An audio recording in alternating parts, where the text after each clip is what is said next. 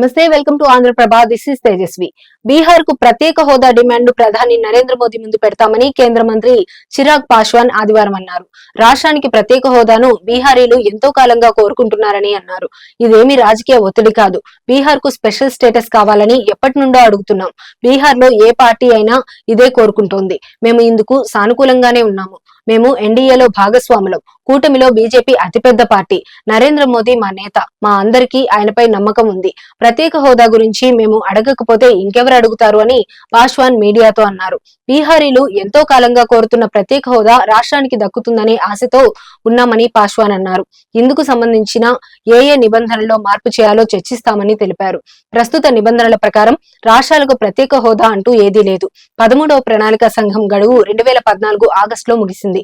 ఆ తర్వాత 15వ ప్రణాళిక సంఘం సాధారణ ప్రత్యేక హోదా రాష్ట్రాల నిర్వచనం ఏదీ ఇవ్వలేదు.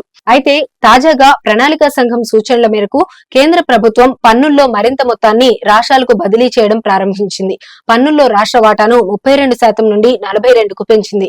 అంతేకాకుండా ఆదాయ లోటు, వనరుల కొరతతో సతమతమవుతున్న రాష్ట్రాలకు అదనపు నిధులు బదిలీ చేయాలన్న ప్రణాళిక సంఘం సూచనలను కూడా కేంద్రం ఆమోదించింది. కొత్త నిబంధనల ప్రకారం 2015 నుండి 2016 సంవత్సరంలో రాష్ట్రాలకు 5.26 లక్షల కోట్ల రూపాయల నిధులను కేంద్రం బదిలీ చేసింది. అంతకు ముందు ఏడాదితో పోలిస్తే ఇది 1.78 లక్షల కోట్ల రూపాయలు అదనం. తెలుగు రాష్ట్రాల విభజన తర్వాత ఏపీలో ప్రత్యేక హోదా డిమాండ్ ఊపందుకున్న విషయం తెలిసిందే. అయితే ఏపీ, బీహార్ తో పాటు ఒడిశా, ఛత్తీస్గఢ్, రాజస్థాన్ రాష్ట్రాలు కూడా తమకు ప్రత్యేక హోదా ఇవ్వాలని పట్టుబడుతున్నాయి. అయితే ఆదాయం లోటు ఉన్న రాష్ట్రాలకు ఆర్థిక ప్యాకేజీ ఇచ్చేందుకు కేంద్రం ఇప్పటికే సుముఖత వ్యక్తం చేసింది. ఈ పథకం కింద ఏపీ, బీహార్లకు అదనపు గ్రాంట్లు వచ్చే అవకాశం ఉంది.